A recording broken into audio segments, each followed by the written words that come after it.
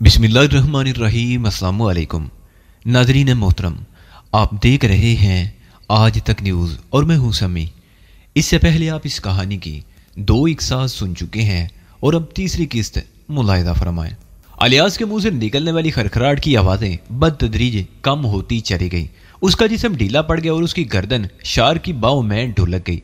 Shark ने एक और हल्का सा झटका दिया और उसकी गर्दन छोड़कर अलग हट गया, क्योंकि अलियास लुढ़कर फर्श पर ढेर हो गया। वो खत्म हो चुका था। शार्क उठकर खड़ा हो गया। उसका चेहरा सुर्ख हो रहा था और सांस बुरी तरह फूल गया था। वो दीवार से टेक लगाए खड़ा देर तक अपने बेरब तनफ्फुस पर काबू पाने की कोशिश करता रहा।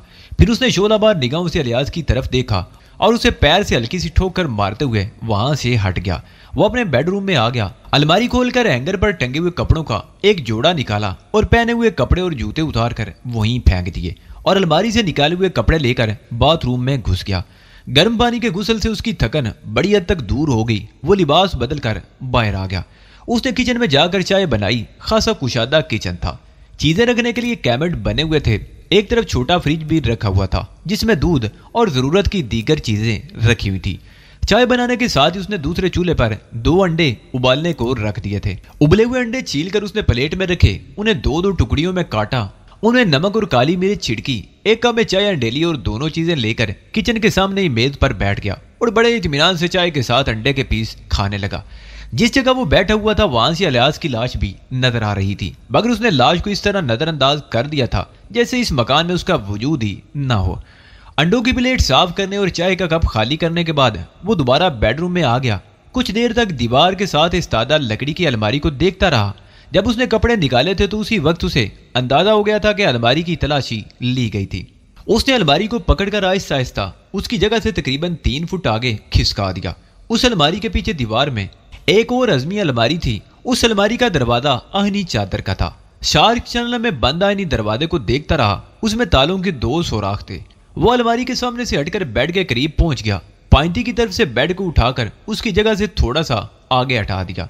एक पाए के नीचे छोटा सा गड़ा था जिसमें चाबियों का गुच्छा रखा हुआ था। उसने चाबियों का गुच्छा उठा लिया और दोबारा आहनी दरवाजे वाली अलमारी के करीब आ गया। उसने 2 चाबियां इस्तेमाल करते हुए आहनी दरवाजे के दोनों अज़मी कफल खोलकर अलमारी खोल दी। उस अलमारी के अंदर 3 खाने बने हुए थे। तीनों खाने बंद थे। उसने एक चाबी मुंतखब करके ऊपर वाला दरवाजा खोला। उसमें करेंसी नोट भरे हुए थे। गड़ियां बड़े सलीके से रखी हुई थी। दूसरे खाने में एक पिस्टल रखा हुआ था, मगर यह पिस्टल नहीं था, गन थी जो साइज में पिस्तौल से खासी बड़ी थी। छोटी राइफल और पिस्तौल के दरमियान कोई चीज थी। यह गन शार्क ने एक गैर मुल्की स्मगलर से खरीदी थी और इसे बड़ी हिफाजत से संभाल कर रखा हुआ था। तीसरे खाने में प्लास्टिक की थैलियां सलीके से नीचे ऊपर रखी हुई थी। उन थैलियों में सफेद रंग का पाउडर भरा हुआ था। ये हीरोइन थी। शार्क कुछ देर तक उन तीनों खानों को देखता रहा। फिर उसने बेड के नीचे से सैमसोनाइट का बरून रंग का सूटकेस निकाला। पहले उसमें हीरोइन की थैलियां रखी। वो तादाद में 25 थी। हर थैली में 1 किलो हीरोइन थी। बैनुल अक़वामी मंडी में इस हीरोइन की कीमत करोड़ों रुपए हो सकती थी। हीरोइन की थैलियां रखने के बाद उसने एक साइड में पिस्तौल रखा, फिर नोटों की गड्डियां जमाई और दूसरी अलमारी से कपड़े निकालकर उनके ऊपर रखने लगा। लोहे के दरवाजे वाली अलमारी बंद कर दी और लकड़ी की अलमारी को सिरकाकर दोबारा उसकी जगह पर रख दिया। उसने सूटकेस बंद कर दिया और घूम फिर कर घर का जायजा लेने लगा। यह मकान उसने तकरीबन 6 महीने पहले किराए पर लिया था। जब वो यहाँ आया था तो दीवार में उस अलमारी के सिर्फ शेल्फ बने हुए थे। आहनी दराज और दरवाजे उसने खुद बनवाए थे। ये मकान भी उसने शोएब हाशमी के नाम से लिया था और अपने आप को एक कारोबारी आदमी जाहिर किया था। 1 साल का किराया उसने एडवांस दे दिया था और सिर्फ जरूरत की चीजें ही यहाँ लाकर रखी थी। वो ज्यादातर घर से बाहर ही रहता। महल्ले वालों से कभी कभार ही मुलाकात होती थी। वो भी उसे शोएब हाशमी ही के नाम से जानते थे। उसने मकान से हर वो निशान मिटा दिया जिससे उसे शार की हैसियत से शनाख्त किया जा सकता हो। आखिर में उसने अलियास की लाश की तरफ देखा और बेडरूम से सूटकेस उठाकर बाहर आ गया। दरवाजा बंद करके चाबी उसने बरामदे की दीवार पर बिजली के स्विच पर टांग दी और सूटकेस उठाकर बाहर आ गया। गेट के सुराख में हाथ डालकर उसने अंदर का कुंडा लगा दिया। बाहर का कुंडा यूं ही खुला छोड़ दिया। गली में इस वक्त 3-4 बच्चे छोटे पतंग उड़ा रहे थे। 2 औरतें टोकरियां हाथ में उठाए गालबन सब्जी गोश्त लेने जा रही थी। शार्क तेज तेज कदम उठाता हुआ सड़क पर आ गया। इत्तफाक से उसे फौरन ही रिक्शा मिल गया और वो रिक्शे पर बैठकर रेलवे स्टेशन की तरफ रवाना हो गया। रेलवे स्टेशन के करीब रिक्शा छोड़कर चंद मिनट बाद शार्क दूसरे रिक्शे पर बैठ गया। इस मर्तबा वो लुहारी चौक पर उतरा था। रिक्शा छोड़कर वो सूटकेस उठाए पैदल ही चलता हुआ अनारकली में दाखिल हो गया। तकरीबन 200 गज का फासला तय करने के बाद वो एक रेली गली में दाखिल हो गया। एक रेस्टोरेंट के सामने वो एक लम्हे को रुका, काउंटर पर बैठे हुए शख्स को आंख से इशारा किया और रेस्टोरेंट के बिल्कुल साथ एक छोटे दरवाजे में दाखिल होकर सीढ़ियां चढ़ता चला गया। सीढ़ियों के इख्तिताम पर दरवाजा था जो इस वक्त बंद था। वो दरवाजे के सामने खड़ा हो गया। उसने दस्तक देने की जरूरत नहीं समझी। तकरीबन 2 मिनट बाद दरवाजा खुल गया। ये वही शख्स था जो रेस्टोरेंट के काउंटर के सामने बैठा हुआ था और शार्क ने सीढ़ियों वाले दरवाजे में दाखिल होने से पहले उसे आंख के गोशे से मखसूस इशारा किया था। वो शार्क का दोस्त सोहेल था। खैरियत? सोहेल ने उलझी हुई निगाहों से उसकी तरफ देखा। वो शार्क का इशारा पाकर होटल के अंदरूनी जीने से ऊपर आया था। लगता है किसी लंबे सफर पर जाने की तैयारी करके आए हो। नहीं, शार्क ने अंदर दाखिल होते हुए कहा। उसने दरवाजा भी बंद कर दिया। पिछली रात मैं बीनी में था। बाजा गुजर के साथ एक चाल चलने की कोशिश की थी लेकिन नाकाम हो गया और मुश्किल से जान बचाकर वहां से निकला था। रात भर भागता रहा और बाजा गुजर के 2 आदमी मौत के फरिश्तों की तरह मेरा ताकुब करते रहे। मैं उनसे बचकर किसी तरह मंडी पहुंच गया लेकिन उसने मुझे वहां भी घेर लिया। मुझे कत्ल करने की कोशिश की तो मैं बच गया मगर एक बेगुनाह आदमी उनके हाथों मारा गया और मैं वहां से भागकर शाम नगर वाले मकान पर पहुंचा तो माजे गुज्जर का एक और आदमी मौत के फरिश्ते की तरह वहां घात लगाए बैठा हुआ था लेकिन वो भी मेरे हाथों मारा गया। उसकी लाश अब भी वहीं पड़ी है। पहले मैंने सोचा था कि अम्मा के यहाँ चला जाऊंगा लेकिन फिर यहाँ आ गया और अब कम से कम 2-3 रोज यहाँ रहना होगा। अच्छा किया तुम अम्मा के यहाँ नहीं गए, सोहेल ने कहा। उन्हें इस मामले से अलग ही रखो तो अच्छा होगा। तुम जब चाहो यहाँ रह सकते हो क्योंकि किसी को यहाँ तुम्हारी मौजूदगी का पता नहीं चलेगा। ठीक है, नाश्ता तो मैं कर चुका हूँ और सोना चाहता हूँ क्योंकि मुझे नींद आ रही है, शार्क ने कहा। ठीक है, तुम सो जाओ, यहाँ कोई तुम्हें डिस्टर्ब नहीं करेगा, सोहेल बोला। और ये सूटकेस संभाल कर रख लो। शार्क ने सूटकेस उसकी तरफ बढ़ाते हुए कहा। इसमें 1.5 करोड़ की रकम, 25 किलो हीरोइन और ऑटो गन है। मैं यहाँ आ तो गया हूँ लेकिन अब सोच रहा हूँ कि मेरी वजह से तुम किसी मुसीबत में न पड़ जाओ। क्या बकवास कर रहे हो? सोहेल ने उसे घूरा। जिस रोज मैंने तुम्हारी तरफ दोस्ती का हाथ बढ़ाया था उस वक्त मैंने ये नहीं सोचा था कि तुम्हारी दोस्ती में फायदा होगा या नुकसान। मैं दोस्ती का मफहूम अच्छी तरह समझता हूँ, इसलिए आइंदा तुम इस किस्म की कोई बात नहीं करोगे। अब तुम सो जाओ, मैं नीचे रेस्टोरेंट में जा रहा हूँ। सोहेल अंदरूनी दरवाजे से निकलकर रेस्टोरेंट के जीने की तरफ बढ़ गया। शार्क ने जूते भी नहीं उतारे और बिस्तर पर गिर गया। बिस्तर पर लेटते उसकी आंखें बंद होने लगी और ज़हन मादी के पर्दे उठाने लगा। सन 1965 की जंग पाकिस्तानी कौम की पहली आजमाइश थी। 6 सितंबर की शब कभी नहीं भुलाई जा सकेगी जब मक्कार भारतीयों ने पाकिस्तान की सरहदों पर शबे खून मारा था। भारतीय हुक्मरानों का ख्याल था कि उनकी सेना के सूरमा रातों रात आधे पाकिस्तान पर कब्जा कर लेंगे और यही प्लान बनाकर भारतीय फौज ने चारों तरफ से पाकिस्तानी सरहदों पर नकब लगाने की कोशिश की थी। भारतीय फौज के जर्नैलों ने तो ये प्रोग्राम बनाया था कि वो दूसरे रोज शाम को लाहौर जिम खाना में आज़ादी का जश्न मनाएंगे और उन जर्नैलों ने भारत के वजीरों और हजारों मुअज्जिदीन को लाहौर जिम खाना में शराब नोशी के दावत नामे भी तकसीम कर दिए थे। लेकिन वो इस हकीकत से बेखबर थे कि सोए हुए शेर को झंझोड़ कर जगाया जाए तो वो बहुत खतरनाक हो जाता है। पाकिस्तानी सरहदों पर रात के अंधेरे में भारतीय फौजियों का हमला उन सोए हुए शेरों को झंझोड़ने के मुतरादिफ था।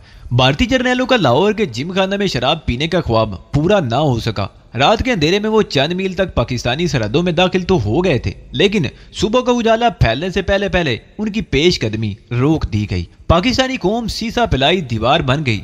वो हर महाज पर इस तरह डट गए कि भारतीय सेना के सुरमाओं को अपने जूते और धोतियां तक छोड़कर भागना पड़ गया।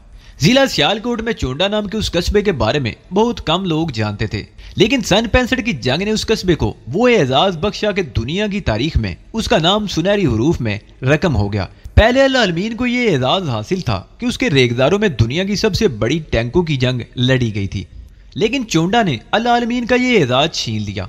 उसके सर सब्ज़ो शादाब मैदानों में टैंकों की जो सबसे बड़ी जंग लड़ी गई उसकी मिसाल शायद आइंदा सदियों की तारीख भी पेश न कर सके। उस जंग के दौरान पाकिस्तानी फौज के जवानों ने बहादुरी के ऐसे ऐसे मुजाहरे पेश किए कि दुनिया दंग रह गई।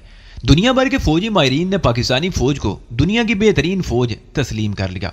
फजल इलाही का ताल्लुक भी चोंडा ही से था। वो चोंडा के नवा में एक छोटे से गांव का रहने वाला था। उसकी चंद एकड़ जमीन थी जो मैदान जंग बन गई थी। उस महाज पर पाकिस्तानी फौज के जवानों के अलावा देहातियों ने भी जुर्रत और शुजाअत के बड़े कारनामे अंजाम दिए थे। उस महाज पर टैंकों की लड़ाई उरूज पर थी। हजारों एकड़ अराजी पर खड़ी फसीलें टैंकों ने रौंद दी थी। کئی بستیاں تباہ ہو گئی تھی۔ بھارتی فوج سول آبادیوں پر بھی بھرپور حملے کر رہی تھی۔ فضل الہی کے گاؤں کے کئی گھر تباہ ہو چکے تھے اور بلا کر ایک گولہ اس کے مکان پر بھی آ کر لگا۔ فضل الہی کی بیوی، بیٹی اور 16 سال کی عمر کا بیٹا شہید ہو گئے۔ اس کا بڑا بیٹا شفاعت علی زخمی ہو گیا، اس کی ٹانگ پر بم کا ٹکڑا لگا تھا۔ اس روز بستی کے 3 اور مکانوں پر بھاری توپوں کے بم گرے تھے جن سے کئی افراد شہید اور زخمی ہوئے تھے۔ پاکستانی فوج کے جوانوں نے زخمیوں اور زندہ بچ جانے والوں کو بستی سے نکال کر چونڈا ہاسپٹل پہنچوا دیا، جہاں زخمیوں کو ابتدائی طبی امداد فراہم کرنے کے بعد سیالکوٹ کے اسپتالوں میں منتقل کر دیا گیا۔ یہاں ایک نیا جذبہ دیکھنے میں آیا۔ ہزاروں شہری جنگ میں زخمی ہونے والے سویلین فوجیوں کی جانیں بچانے کے لیے خون کی عطیات دے رہے تھے، اور خون کی عطیات دینے کے لیے جو لوگ طویل قطاروں میں کھڑے تھے ان میں 10 سال کے بچے سے لے کر 80 سال کے بوڑھے تک شامل تھے۔ اپنے وطن کے محافظوں اور ہم وطنوں سے محبت کا یہ جذبہ انہیں یہاں لے آیا تھا۔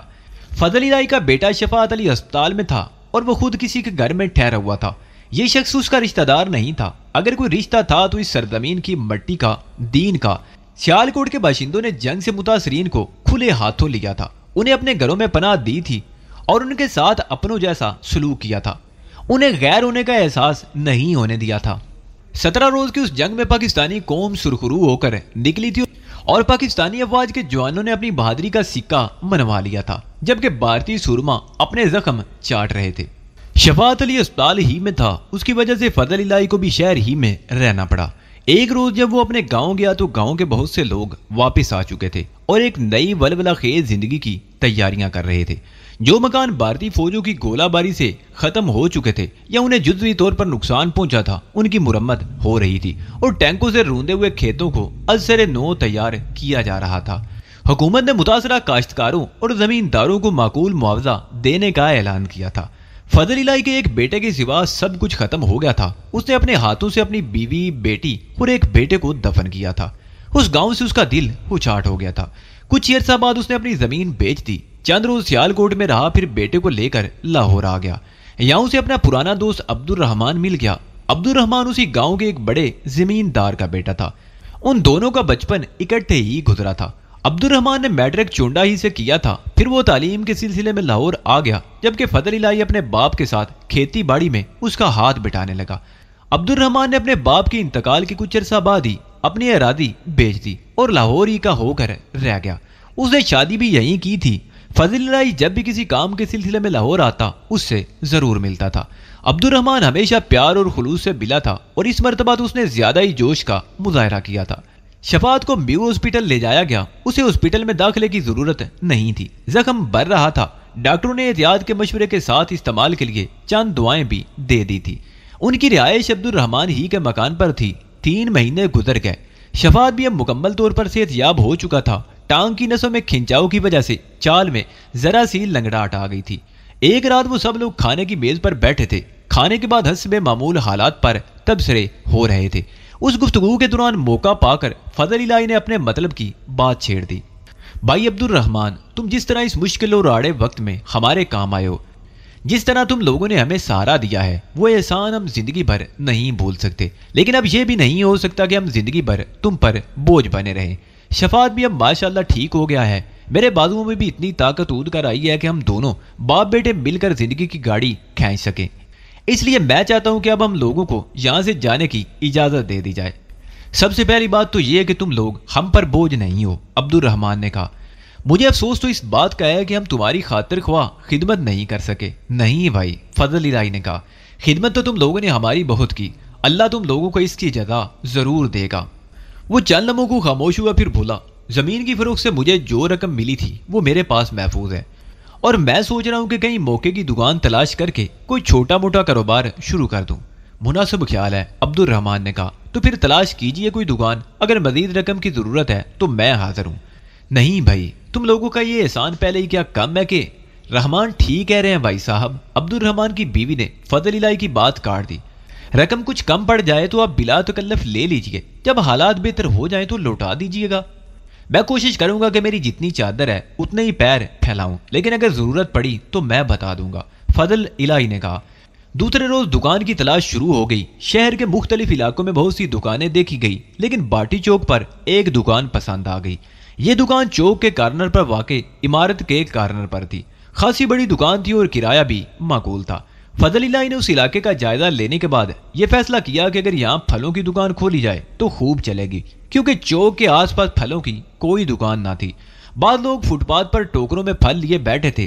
ایسی جگہوں پر عام لوگ تو چیز خرید سکتے تھے، لیکن معززین جھجکتے تھے۔ اس لیے فضل الہی نے اچھے انداز میں پھلوں کی دکان کھولنے ہی کا فیصلہ کیا تھا۔ زمین کی فروخت سے اسے معقول رقم ملی تھی۔ دکان لینے کے بعد بھی خاصی رقم بچ گئی۔ دکان کے سامنے تھوڑی سی جگہ گھیر کر لکڑی کا اونچا تھڑا بنا لیا گیا تھا، جس پر تازہ پھلوں کے ٹوکرے اور پیٹیاں سجا دی گئی، جبکہ اندر کے حصے میں شیلف وغیرہ بنا کر شیشے کے خوبصورت مرتبانوں میں خشک میوے سجا دیے گئے۔ دکان کی ڈیکوریشن ایسی تھی کہ گاہک خود بخود کھینچا چلا آتا تھا۔ دکان خوب چل نکلی۔ چند روز تو وہ عبد الرحمان کے گھر پر رہے، پھر اندرون لوہاری ایک مکان کرائے پر لے کر وہاں منتقل ہو گئے۔ یہاں سے انہیں دکان قریب پڑتی تھی۔ ان کی دکان خوب چل نکلی تھی۔ ان کے گاہکوں میں کچھ ایسے لوگ بھی شامل تھے جن کا شمار علاقے کے معززین میں ہوتا تھا۔ فضل الہی صبح سویرے منڈی سے مال لے کر آتا اور دکان سیٹ کر کے شفاعت کے حوالے کر کے خود داتا دربار چلا جاتا، جو وہاں سے صرف چند گز کے فاصلے پر تھا۔ اس کا زیادہ تر وقت داتا دربار ہی میں گزرتا تھا۔ لوہاری گیٹ کے اندر محلہ اویلیاں کے کوچا لال ارنام داس میں جو مکان انہوں نے کرائے پر لیا تھا، وہ نان جھولے بیچنے والے ایک آدمی امیر علی کی ملکیت تھا۔ وہ باٹی چوک پر دکان لگایا کرتا تھا۔ فضل الہی سے دوستی ہو گئی تھی، اس لیے مکان بہت کم کرائے پر مل گیا تھا۔ یوں بھی امیر علی کا کوئی نہیں تھا، وہ اس دنیا میں بالکل اکیلا تھا اور اسے پیسے کی ہوس بھی نہیں تھی۔ اس کا باپ قیام پاکستان کے وقت ہندوستان سے ہجرت کر کے آیا تھا اور یہ مکان اس نے کلیم میں حاصل کیا تھا۔ پرپیچ اور تنگ سی گلیوں میں اس مکان والی گلی تو اور بھی تنگ تھی۔ 3 آدمی پہلو بپہلو نہیں چل سکتے تھے۔ اس مکان کے دروازے کے عین سامنے گلی کا موڑ تھا۔ مکان میں داخلے کے دروازے کے ساتھ ہی بیٹھک کا دروازہ تھا۔ مکان کے دروازے کو دیکھ کر یوں لگتا تھا کہ مکان اندر سے بھی چھوٹا ہوگا، لیکن اندر سے یہ مکان بے حد وسیع و عریض تھا۔ دروازے کی دوسری طرف سرخ اینٹوں کا کشادہ آنگن تھا، جس میں 20-25 چارپائیاں بچھ سکتی تھی۔ سین کے دوسری طرف طویل برآمدہ تھا۔ اس برآمدے میں 4 کمروں کے دروازے تھے۔ بیچ میں ایک رائے تھی، اس رائے میں بھی کمرے تھے۔ کمروں کی تعداد مجموعی طور پر 8 تھی۔ بڑے کشادہ کمرے تھے۔ فضل الہی کو تو اتنے بڑے مکان کی ضرورت نہ تھی، لیکن کم کرائے پر مل گیا تھا، اس لیے اس نے لے لیا۔ ان کے سامنے والے مکان میں ظہور نامی ایک صاحب رہتے تھے۔ ظہور بھی فضل الہی کا ہم عمر تھا۔ وہ برانڈ رتھ روڈ پر مشینری کی ایک دکان پر مینیجر تھا۔ اس کی ساری زندگی اسی دکان پر ملازمت کرتے ہوئے گزر گئی تھی۔ وہ بہت خوش اخلاق اور ہنس مکھ آدمی تھا۔ ظہور کا مکان چھوٹا تھا، ایک بیٹھک 2 کمرے، آنگن بھی مختصر سا تھا۔ اس کی ایک بیٹی اور ایک بیٹا تھا۔ بیٹی بیائی جا چکی تھی اور مصری شاہ میں رہائش پذیر تھی۔ بیٹا بھی شادی شدہ تھا اور وہ فضل الہی کے بیٹے شفاعت سے عمر میں 3-4 سال بڑا تھا اور ایک بچے کا باپ تھا۔ فضل الہی عشاء کی نماز داتا دربار میں پڑھنے کے بعد گھر آ جاتا، جبکہ شفاعت دیر تک دکان کھولے بیٹھا رہتا۔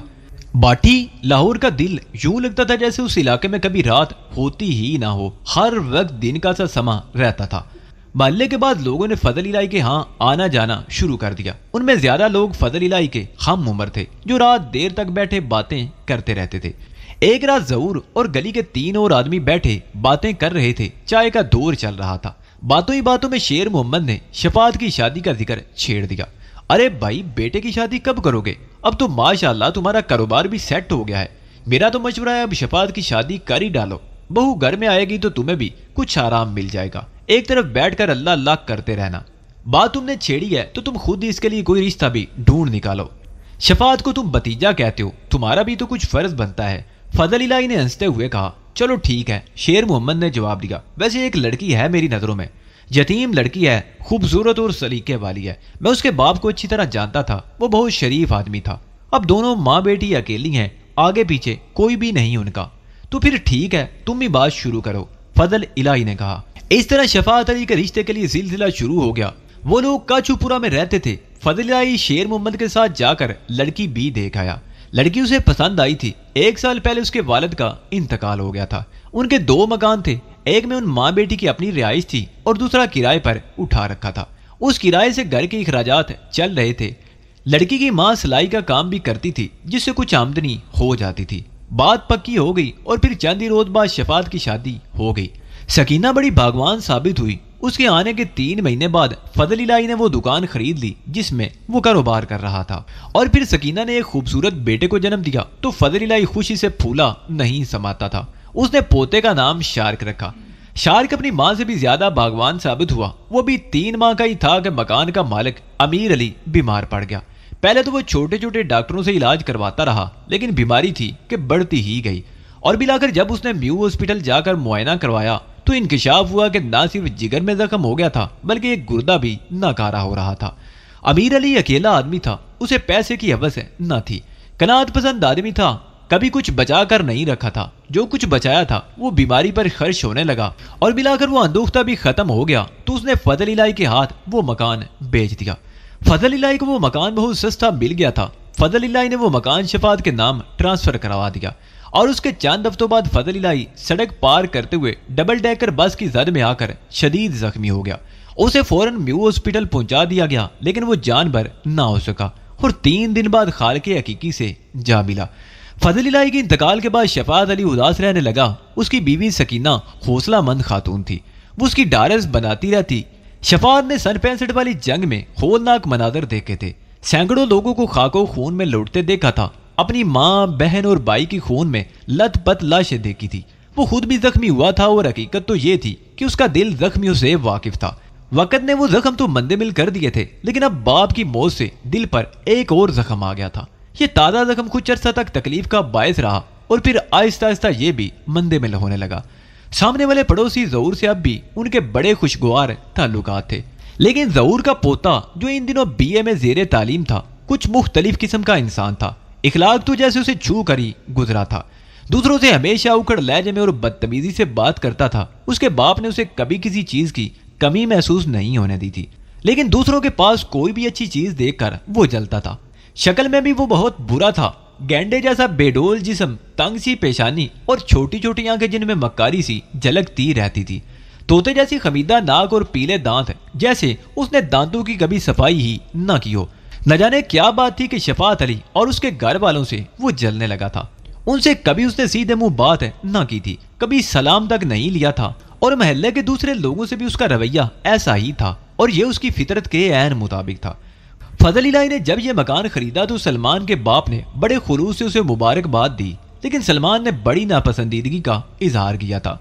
فضل الہی کے انتقال کے بعد تو وہ شفاعت علی کا جیسے دشمن ہو گیا تھا۔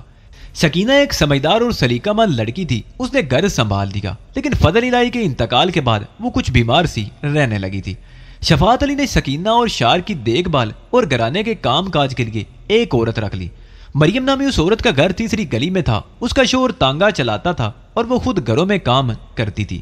وہ عمر میں سکینہ سے 2-3 سال بڑی تھی، اور اس کا بیٹا پیدائش کے چند ماہ بعد انتقال کر گیا تھا، اور اب عرصہ سے اس کی گود خالی تھی۔ شاید یہی وجہ تھی کہ وہ شارک پر زیادہ توجہ دینے لگی تھی۔ شارک بھی اس سے بہت زیادہ مانوس ہو گیا تھا۔ مریم کو اگرچہ جز وقتی طور پر ملازم رکھا گیا تھا، مگر سکینہ اور شارک سے کچھ ایسا لگاؤ ہوا کہ اس نے دوسرے گھروں کا کام ہی چھوڑ دیا اور زیادہ وقت اسی گھر میں گزارنے لگی۔ وہ رات کو بھی گھر دیر سے جاتی اور کبھی تو رات بھی یہیں گزار دیتی۔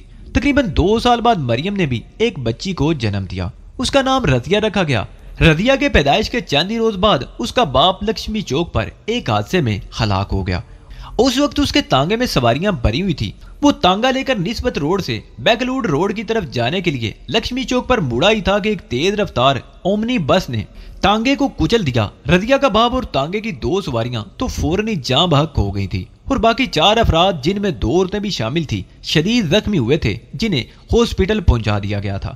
محلے والوں نے مریم سے صرف اتنی ہمدردی کی کہ اس کے شوہر کا جنازہ اٹھا کر لے گئے تھے۔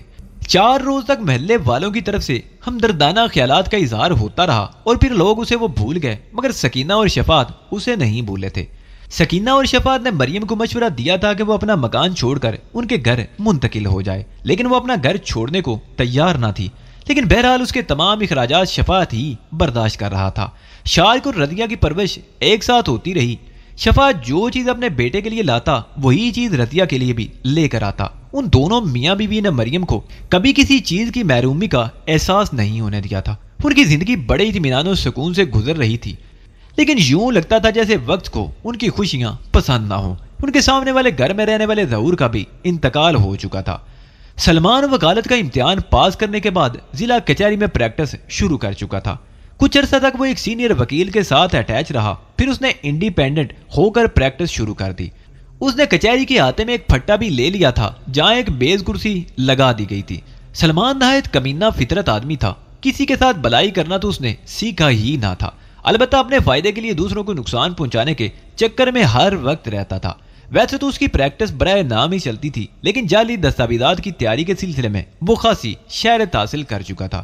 اس کے پاس زیادہ تر ایسے ہی لوگ آتے تھے جو جعل سازی سے اپنا کام کروانا چاہتے تھے۔ سلمان کو شفاعت علی سے بھی بڑی پرخاش تھی۔ جب یہ مکان فضل الہی نے امیر علی سے خریدا تھا تو اس کے سینے پر سانپ لوٹ کر رہ گئے تھے۔ اسے تو اس بات کا بھی دکھ تھا کہ اتنا بڑا مکان امیر علی کے باپ کو کلیم میں کیسے مل گیا تھا، اور اب سلمان کو ان کے خلاف کچھ کرنے کا موقع مل گیا تھا۔ اسے روکنے ٹوکنے والا کوئی نہیں تھا، اور وہ خود بھی وکیل بن کر جعلی دستاویزات کی تیاری میں مہارت حاصل کر چکا تھا۔ سلمان نے متعلقہ محکمے کو یہ درخواست دے دی کہ امیر علی کے باپ نے جھوٹا کلیم داخل کر کے یہ مکان حاصل کیا تھا، جو بعد میں فضل الہی نے شفاعت علی کے نام اونے پونے خرید لیا تھا۔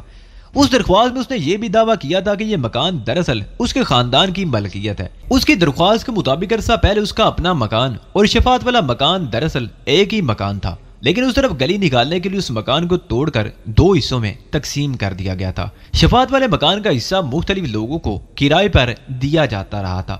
آخر میں ایک ہندو کرایہ دار تھا جو سن 47 کے فسادات کے دوران ہندوستان چلا گیا تھا، اور اس مکان پر امیر علی کے باپ نے قبضہ کر لیا تھا اور جھوٹا کلیم داخل کر کے اسے اپنے نام الاٹ کروا لیا تھا۔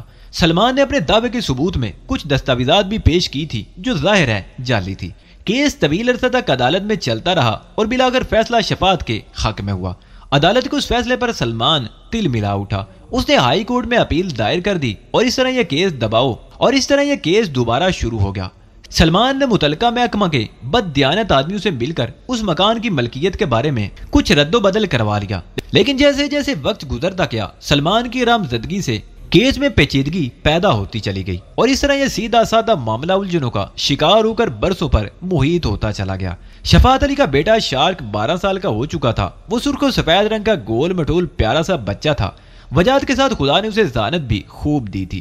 پڑھنے لکھنے میں اسے بڑی دلچسپی تھی۔ عمر کے لحاظ سے اسے 6ٹھی کلاس میں ہونا چاہیے تھا، لیکن اس نے 2 مرتبہ ڈبل پروموشن لی تھی اور اب 8ویں کلاس میں تھا۔ پڑھائی کے علاوہ وہ باپ کے کاروبار میں بھی خاصا مددگار ثابت ہو رہا تھا۔ وہ اسکول سے چھٹی کر کے آتا تو سب سے پہلے گھر میں بیٹھ کر اپنا ہوم ورک کرتا، پھر دکان پر چلا جاتا۔ دکان سے واپس آنے کے بعد شارک کچھ دیر آرام کرتا اور پھر پڑھنے کے لیے بیٹھ جاتا۔ سکینہ بھی میٹرک پاس تھی، وہ بھی بیٹے کی پڑھائی میں دلچسپی لیتی اور فارغ وقت میں اسے پڑھاتی رہتی۔ مریم کی بیٹی رضیہ 10 سال کی ہو چکی تھی، وہ 5ویں کلاس میں تھی۔ شام کو وہ بھی شارک کے ساتھ بیٹھ کر پڑھتی رہتی۔ وہ سردیوں کا موسم تھا، بارشیں شروع ہونے والی تھی۔ لوگ اپنے اپنے مکانوں کی چھتوں وغیرہ کی مرمت کروا رہے تھے تاکہ بارش میں مکان کو نقصان نہ پہنچ سکے۔ قدیم شہر کے مکانات سردیوں پرانے تھے۔ کچھ لوگوں نے تو پرانے مکان توڑوا کر ان کی جگہ نئے مکان بنوا لیے تھے، لیکن 80% مکان اب بھی ایسے تھے جنہیں آثار قدیمہ میں شمار کیا جا سکتا تھا۔ بعض مکان تو کھنڈروں کا منظر پیش کرتے تھے، لیکن ان میں بھی لوگ رہائش پذیر تھے۔ ہر سال بارشوں کے موسم میں کئی مکان گرتے اور کئی جانیں ضائع ہو جاتی۔ اس مرتبہ بارش بھی قیامت خیز ہوئی تھی۔ مسلسل 3 دن سے جاری رہنے والی موسلا دھار بارش نے زندگی کا سارا نظام درم برم کر کے رکھ دیا۔ شہر کی سڑکیں کئی فٹ پانی میں ڈوبی ہوئی تھی اور نہریں دریاؤں کا منظر پیش کر رہی تھی۔ نشیبی علاقے تو مکمل طور پر پانی میں ڈوب گئے تھے۔ پانی گھروں میں گھس آیا تھا۔ جن کے مکان 2 منزلہ تھے وہ لوگ اوپر والی منزل پر منتقل ہو گئے تھے۔ اس طوفانی بارش سے زندگی کا تمام کاروبار معطل ہو کر رہ گیا تھا۔ شفاعت بھی 3 دن سے گھر میں بند تھا۔ مریم بھی ان دنوں اپنی بیٹی کے ساتھ انہی کے گھر میں تھی۔ ان 3 دنوں کے دوران اسے گھر سے باہر نکلنے کا موقع بھی نہیں ملا تھا، اور پھر تیسرے دن 4 بجے کے قریب مریم کی گلی میں رہنے والے ایک آدمی نے آ کر اسے اطلاع دی کہ مریم کے مکان کے ایک کمرے کی چھت گر گئی ہے۔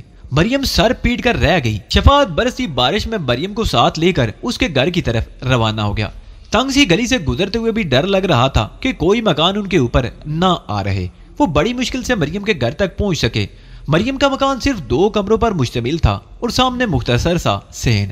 مکان بہت قدیم تھا، اس کی اینٹیں پرانی ہو کر بری ہو چکی تھی۔ چھت اس کمرے کی گری تھی جس میں مریم اپنی بیٹی کے ساتھ سویا کرتی تھی۔ یہ ان دونوں ماں بیٹی کی خوش قسمتی تھی کہ وہ پچھلے 3 دن سے شفاعت علی کے گھر میں تھی۔ اگر وہ اپنے گھر میں ہوتی تو چھت کے ملبے کے نیچے دب کر ختم ہو چکی ہوتی۔ بارش اگرچہ اب بھی تیز تھی لیکن محلے کے چند آدمی وہاں جمع ہو گئے تھے۔ انہوں نے ملبہ ہٹا کر بچا کچا سامان نکال کر دوسرے کمرے میں پہنچا دیا، لیکن بارش کی وجہ سے بہت سا سامان خراب ہو چکا تھا۔ بارش کا زور تیسرے روز آدھی رات کے بعد ہی ٹوٹا تھا۔ 2 دن بعد جب بارش تھم گئی اور آسمان پر سورج چمکنے لگا تو مریم بھی اپنے گھر آئی۔ گھر میں بھرا ہوا پانی نکالتے نکالتے اسے 2 دن لگ گئے۔ تقریباً 2 مہینے بعد کمرے کی چھت ڈال دی گئی۔ اسی دوران مریم دوسرے کمرے میں رہتی رہی اور شفاعت نے بے حد اصرار کیا کہ وہ اس کے گھر میں رہے، لیکن اس نے اپنے ہی گھر میں رہنے کو ترجیح دی تھی۔ مکان کے مسئلے پر شفاعت کا مقدمہ ہائی کورٹ میں چل رہا تھا۔ 1 سال اور گزر گیا کیونکہ جال سازیوں اور چالاکیوں سے مقدمے کی کارروائی طول پکڑتی گئی۔ سردیوں کی ایک ٹھنڈی ہوئی شام تھی۔ آسمان سیاہ بادلوں سے ڈھکا ہوا تھا اور تیز ہوا نے اس میں کچھ اور بھی اضافہ کر دیا تھا۔ موسم کے تیور بتا رہے تھے کہ بارش کسی بھی وقت شروع ہو سکتی ہے اور اس سے سردی کی شدت میں مزید اضافے کا امکان تھا۔ بازاروں کی رونق اجڑنے لگی تھی۔ باٹی چوک پر بھی اس شام روزانہ جیسی رونق نہیں تھی۔ پان کی دکانوں اور 1-2 ریستورانوں میں کچھ منچلے بیٹھے ہوئے تھے۔ شفاعت بھی دکان کھولے بیٹھا تھا۔ وہ عام طور پر رات 12:30 بجے تک دکان کھولے رہتا تھا، لیکن اس رات 10 بجے کے قریب ہلکی بوندا باندی شروع ہوئی تو اس نے دکان بند کر دی اور گھر آ گیا۔ شارک اس وقت تک جاگ رہا تھا۔ شفاعت، سکینہ اور شارک نے اکٹھے بیٹھ کر کھانا کھایا۔ کھانے کے تھوڑی دیر بعد ہی سکینہ نے چائے بنا لی۔ اسی دوران بارش کسی حد تک تیز ہو چکی تھی۔ سکینہ نے کمرے کا دروازہ بھیڑ دیا۔ وہ چائے کی چسکیاں لیتے ہوئے باتیں کرنے لگے۔ شارک تو جلدی اپنے پلنگ پر جا کر سو گیا اور سکینہ اور شفاعت دیر تک باتیں کرتے رہے۔ بارش کچھ اور تیز ہو گئی۔ سین میں چھت سے پانی گرنے کی آواز سے یوں لگ رہا تھا جیسے کوئی آبشار گر رہا ہوا۔ 12 بجے کے لگ بھگ وہ بھی سونے کے لیے لیٹ گئے۔ سکینہ باتیں کرتے کرتے سو گئی اور شفاعت لیٹا سوچ رہا تھا کہ 2 دن بعد اسے مکان کے مقدمے میں پیشی کے لیے ہائی کورٹ چلے جانا ہے، کیونکہ اس نے پچھلی پیشی سے اب تک بڑی بھاگ دوڑ کر کے یہ پتا چلا لیا تھا کہ سلمان نے مقدمے کی کارروائی کے دوران کیا کیا حرام زیدگیاں کی تھی۔ مکان کے سلسلے میں اصل دستاویزات کہاں غائب کر دی گئی تھی۔ متعلقہ محکمے کے جس کلرک نے سلمان سے رشوت لے کر دستاویزات غائب کی تھی، اسے شاید احساس ہو گیا تھا کہ وہ حقدار کے ساتھ ناانصافی کر رہا ہے۔ اس نے شفاعت سے وعدہ کیا تھا کہ وہ اصل دستاویزات لے کر اس پیشی پر خود عدالت میں آ جائے گا اور یہ بیان بھی دے گا کہ مقدمہ ہی جھوٹا ہے اور سلمان نے اس سلسلے میں جتنی دستاویزات عدالت میں پیش کی ہیں وہ جعلی اور جھوٹی ہیں۔ شفاعت کو یقین تھا کہ متعلقہ بیان اور اصل دستاویزات سامنے آ جانے سے کیس کا رخ بدل جائے گا اور زیادہ سے زیادہ مزید 1-2 پیشگیوں میں مقدمے کا فیصلہ اس کے حق میں ہو جائے گا۔ وہ دعا مانگ رہا تھا کہ کلرک اپنے وعدے سے نہ پھر جائے۔ کمرے میں ہلکے نیلے رنگ کا نائٹ بلب جل رہا تھا۔ اس نے دیوار گیر کلاک کی طرف دیکھا جہاں 2 بج رہے تھے۔ آج نہ جانے اسے کیوں نیند نہیں آ رہی تھی، حالانکہ وہ دکان سے آنے کے بعد جلدی سو جایا کرتا تھا، لیکن آج نیند اس کی آنکھوں سے غائب ہو چکی تھی۔ اس نے اپنے ساتھ ہی پلنگ پر سوئی سکینہ کی طرف دیکھا۔ نیلگوں روشنی میں وہ پہلے سے بھی زیادہ حسین لگ رہی تھی۔ بال اس کے چہرے پر بکھرے ہوئے تھے۔ شفاعت اس کے چہرے سے بال ہٹانے لگا اور رخساروں پر اس کی انگلیوں کا لمس محسوس کر کے سکینہ کی آنکھ کھل گئی۔ ارے آپ ابھی تک جاگ رہے ہیں، کیا وقت ہوا ہے؟ سکینہ اٹھ کر بیٹھ گئی۔ 2 بج چکے ہیں، پتہ نہیں نیند کیوں نہیں آ رہی آج، شفاعت نے جواب دیا۔ سکینہ کچھ کہنا ہی چاہتی تھی کہ باہر سے دب کی آواز سنائی دی۔ تیز بارش کے باوجود ان دونوں نے صاف طور پر وہ آواز سنی تھی۔ شاید باہر کوئی ہے، سکینہ نے سرگوشی کی۔ اس کے لہجے میں ہلکا سا خوف تھا۔ اس موسلا دھار بارش میں کون ہو سکتا ہے؟ میرا خیال ہے پڑوسی کے کسی مکان کی دیوار گری ہے، آواز اسی کی ہو سکتی ہے، شفاعت نے جواب دیا۔ اسی لمحے دب دب کی 2 اور آوازیں سنائی دی۔ باہر کوئی ہے شفاعت؟ سکینہ نے پھر سرگوشی کی۔ اس مرتبہ اس کے لہجے میں خوف پہلے سے نمایاں تھا۔ لگتا ہے جیسے کئی آدمی دیوار سے کودے ہیں۔ تمہارا وہم ہے، پھر بھی میں دیکھ لیتا ہوں، شفاعت کہتے ہوئے لیاف میں سے نکل آیا۔ دب دب کی آوازوں سے اسے بھی یہی شبہ ہوا تھا کہ جیسے 2-3 آدمی دیوار سے نیچے کودے ہوں، لیکن یہ بھی ہو سکتا ہے کہ پڑوسی کے کسی مکان کی دیوار تیز بارش کی وجہ سے گر رہی ہو۔ وہ دروازہ کھول کر باہر آ گیا۔ باہر گہری تاریکی تھی اور تیز بارش ہو رہی تھی۔ شفاعت نے باہر نکل کر کمرے کا دروازہ بھیڑ دیا اور برآمدے میں کھڑا تیز بارش اور تاریکی میں ادھر ادھر دیکھنے لگا۔ دفعتاً اسے یوں محسوس ہوا جیسے بیرونی دروازے کے قریب کوئی سایہ تیزی سے بیٹھک کی آڑ میں ہوا ہو۔ شفاعت بارش کی پرواہ کیے بغیر برآمدے سے نکل کر بیٹھک کی طرف بڑھنے لگا۔ آنگن میں پانی بھرا ہوا تھا، چلنے سے شراب کی آوازیں پیدا ہو رہی تھی۔ بیٹھک کے قریب پہنچ کر وہ بولا، کون ہے اس طرف؟